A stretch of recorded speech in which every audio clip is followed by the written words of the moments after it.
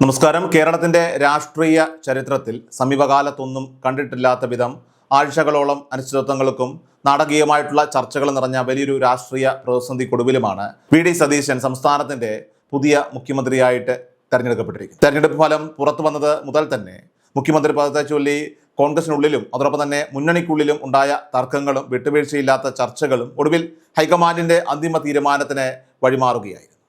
കഴിഞ്ഞ നിയമസഭാ തെരഞ്ഞെടുപ്പിലേറ്റ കനത്ത തിരിച്ചടിയിൽ നിന്നും പാർട്ടിക്കുള്ളിലെ ആഭ്യന്തര ഗ്രൂപ്പ് പോരുകളിൽ നിന്നുമൊക്കെ തന്നെ തകർന്നു പോയ ഒരു വലിയ രാഷ്ട്രീയ പ്രസ്ഥാനത്തെയും മുന്നണിയെയും സ്വന്തം തോളിലേറ്റിയ ഒരു നേതാവാണ് വി.ഡി. സതീശൻ. പണം നയിച്ചവൻ ഭരിക്കട്ടെ എന്ന താഴെത്തട്ടിലെ സാധാരണക്കാരായിട്ടുള്ള അണികളുടെയും വോട്ടർമാരുടെയും ഒക്കെ തന്നെ കടുത്ത ജനവികാരത്തെ പൂർണ്ണമായും ഉൾക്കൊണ്ടുകൊണ്ടാണ് ഹൈക്കമാൻഡ് ഈ ചരിത്രപരമായിട്ടുള്ള തീരുമാനത്തിൽ എത്തിച്ചേർന്നത്. ഈ വലിയ ജനപിന്തുണയും പാർട്ടി നേതൃത്വത്തിൻ്റെ വിശ്വാസവും പ്രതിസന്ധി ഘട്ടത്തിലൊക്കെ തന്നെ UDFനെ സംബന്ധിച്ച് വീണ്ടും പോരാട്ടത്തിൻ്റെ വഴിയിലേക്ക് ഇപ്പോൾ നയിച്ച അദ്ദേഹത്തിൻ്റെ ആ കഠിനാധ്വാനത്തിനുള്ള വലിയൊരു അംഗീകാരമായിട്ടാണ് കരുതപ്പെടുന്നത്. ഏതാണ്ട് 10 ദിവസത്തിലേറെ നീണ്ടുനിന്ന ചർച്ചകൾക്കും അതോടൊപ്പം തന്നെ കോൺഗ്രസിലെ പരമ്പരാഗത ഗ്രൂപ്പ് സമവാക്യങ്ങളുടെ പുനർനിർണയത്തിന് ശേഷമാണ് ജനകീയനായ ഈ നേതാവിലേക്ക് അധികാരത്തിൻ്റെ ചെങ്കോൽ എത്തിയത് എന്നത് ഈ പദവിയുടെ രാഷ്ട്രീയ പ്രാധാന്യം വർദ്ധിപ്പിക്കുകയാണ്.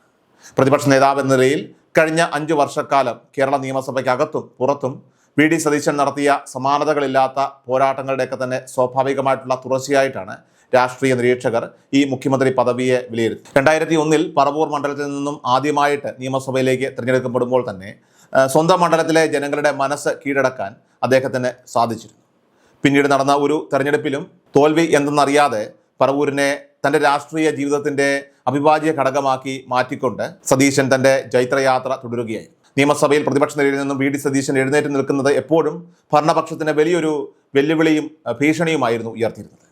കാരണം കൃത്യമായിട്ടുള്ള വസ്തുതകളും ആധികാരികമായിട്ടുള്ള കണക്കുകളുമൊക്കെ തന്നെ നിരത്തിക്കൊണ്ട് വളരെ ആഴത്തിലുള്ള പഠനത്തിന് ശേഷം മാത്രം അദ്ദേഹം നടത്തുന്ന പ്രസംഗങ്ങൾ പലപ്പോഴും ശക്തമായിട്ടുള്ള ഭരണകൂടത്തെ പോലും പ്രതിരോധത്തിലാക്കാനായിട്ട് പോന്നതായിരുന്നു. സതീശൻ പഠിച്ചിട്ട് സംസാരിക്കുമെന്നത് നിയമസഭയിലെ ഭരണ പ്രതിപക്ഷ ഭേദമന്യേ എല്ലാവരും അംഗീകരിക്കുന്ന ഒരു അലിഖിത നിയമമായിട്ട് മാറിയത് അദ്ദേഹത്തിൻ്റെ കഠിനാധ്വാനം കൊണ്ട് മാത്രം. അഴിമതിക്കെതിരായിട്ടുള്ള പോരാട്ടങ്ങളിലും ജനകീയ പ്രശ്നങ്ങളിലും വിട്ടുവീഴ്ചയില്ലാത്ത നിലപാടുകൾ സ്വീകരിച്ച സതീശൻ കോൺഗ്രസിലെ പരമ്പരാഗത ഗ്രൂപ്പ് രാഷ്ട്രീയത്തിന് അതീതമായിട്ടുള്ള ഒരു മികച്ച പ്രതിച്ഛായ സ്വന്തമാക്കിയ നേതാവ് കൂടിയാണ്.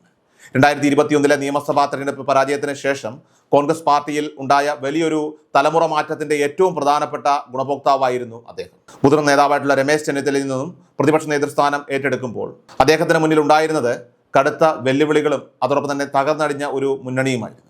ഗ്രൂപ്പ് പോരുകളിൽ തളർന്നുപോയ ഒരു പാർട്ടിയെ എങ്ങനെ ഒത്തൊരുമയോടുകൂടി മുന്നോട്ട് കൊണ്ടുപോകും എന്ന രാഷ്ട്രീയ ചോദ്യത്തിന് സ്വന്തം പ്രവർത്തന ശൈലി കൊണ്ടും കൂട്ടായ നേതൃത്വം കൊണ്ടുമാണ് അദ്ദേഹം മറുപടി നൽകിയത് തന്നെ.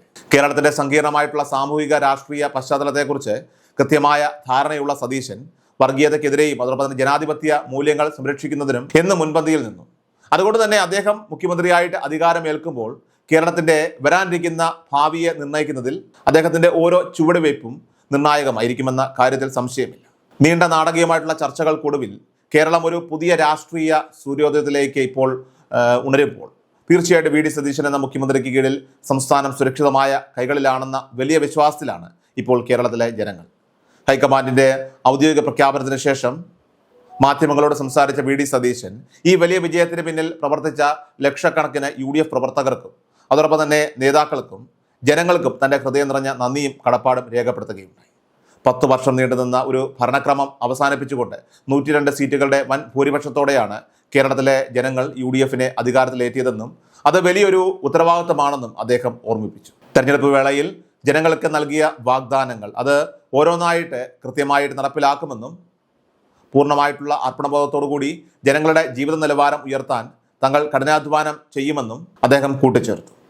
പുതിയൊരു കേരളത്തെ സൃഷ്ടിക്കാനും ഒരു പുതിയ യുഗത്തിന് തുടക്കം കുറിക്കാനും വേണ്ടിയിട്ട് മുന്നണിയിലെ എല്ലാവരും ഒന്നിച്ച് പ്രവർത്തിക്കണമെന്ന ശക്തമായിട്ടുള്ള ഒരു ഉറപ്പാണ് അദ്ദേഹം ജനങ്ങൾക്ക് തന്നെ നൽകിയിരിക്കുന്നത്. രാഷ്ട്രീയ പ്രവർത്തനത്തിൻ്റെയും പൊതുപ്രവർത്തനത്തിൻ്റെയും പരമ്പരാഗതമായിട്ടുള്ള നിർവചനങ്ങൾ തന്നെ മാറ്റിയെഴുതാൻ ഈ ഭരണത്തിലൂടെ തങ്ങൾക്ക് സാധിക്കുമെന്ന് വി.ഡി. സതീശൻ പ്രത്യാശ പ്രകടിപ്പിക്കുകയുണ്ടായി. പൊതുപ്രവർത്തനം എന്നത് ജനങ്ങൾക്ക് വേണ്ടി അർപ്പണബോധത്തോടെ ചെയ്യുന്ന കഠിനാധ്വാനമാണെന്ന് തങ്ങൾ പ്രവൃത്തിയിലൂടെ തെളിയിക്കുമെന്നും സതീശൻ കൂട്ടിച്ചേർത്തു.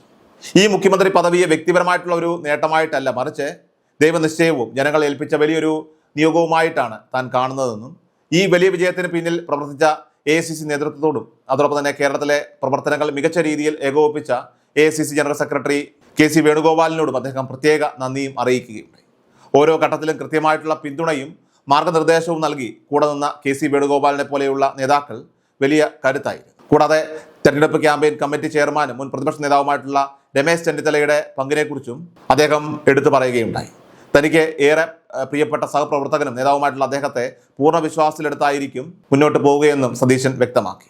തങ്ങളോടൊപ്പം തിരുവനന്തപുരത്ത് ക്യാമ്പ് ചെയ്ത പ്രവർത്തനങ്ങൾക്ക് നേതൃത്വം നൽകിയ KPCC പ്രസിഡന്റ് സണ്ണി ജോസഫ്, അതോടൊപ്പം തന്നെ AICC ചുമതലയുള്ള ദീപാദാസ് മുൻഷി എന്നിവരോടുള്ള കടപ്പാടും അദ്ദേഹം വാർത്താ സമ്മേളനത്തിൽ ആവർത്തിച്ചു. നിലവിൽ കേരളം കടന്നു പോകുന്നത് സാമ്പത്തികമായിട്ടും സാമൂഹികമായിട്ടും വളരെ സങ്കീർണമായിട്ടുള്ള ഒരു ഘട്ടത്തിലൂടെയാണെന്നും മുൻപ് ജനങ്ങൾക്ക് മുന്നിൽ അവതരിപ്പിച്ച വെല്ലുവിളികളെ നേരിടാനായിട്ട് സംസ്ഥാനം ഒന്നിച്ച് നിൽക്കണമെന്നും അദ്ദേഹം ആവശ്യപ്പെട്ടു. ഈ വലിയ വെല്ലുവിളികളെ അതിജീവിക്കാൻ കേരളത്തിലെ എല്ലാ വിഭാഗം ജനങ്ങളുടെയും അതോടൊപ്പം തന്നെ ഭരണപക്ഷത്തിന്റെ മാത്രമല്ല പ്രതിപക്ഷത്തിന്റെ ഉൾപ്പെടെയുള്ള പൂർണ്ണമായിട്ടുള്ള പിന്തുണ അദ്ദേഹം അഭ്യർത്ഥിക്കുകയുണ്ടായി. നമ്മുടെ കേരളത്തെ വീണ്ടെടുക്കാനും പുതിയൊരു വികസന മാതൃക സൃഷ്ടിക്കാനും ഒത്തൊരുമിച്ചുള്ള പ്രവർത്തനങ്ങൾക്ക് മാത്രമേ സാധിക്കൂവെന്ന് അദ്ദേഹം അടിവരയിട്ട് പറഞ്ഞു. കാരണം ഒരാൾക്ക് ഒറ്റയ്ക്ക് ഒന്നും ചെയ്യാൻ കഴിയില്ലെന്നും മികച്ചൊരു ടീം രൂപീകരിച്ച് കൂട്ടായ പ്രവർത്തനത്തിലൂടെ മാത്രമേ കേരളത്തെ രക്ഷിക്കാൻ സാധിക്കൂവെന്നും അത്തരമൊരു ശക്തമായിട്ടുള്ള ടീമിനെ വാർത്തെടുക്കുക എന്നതുമായിരുന്നു തൻ്റെ പ്രഥമ കർത്തവ്യമെന്നും പറഞ്ഞുകൊണ്ട് സതീശൻ ജനങ്ങൾക്ക് നന്ദി പറയുകയുണ്ടായി.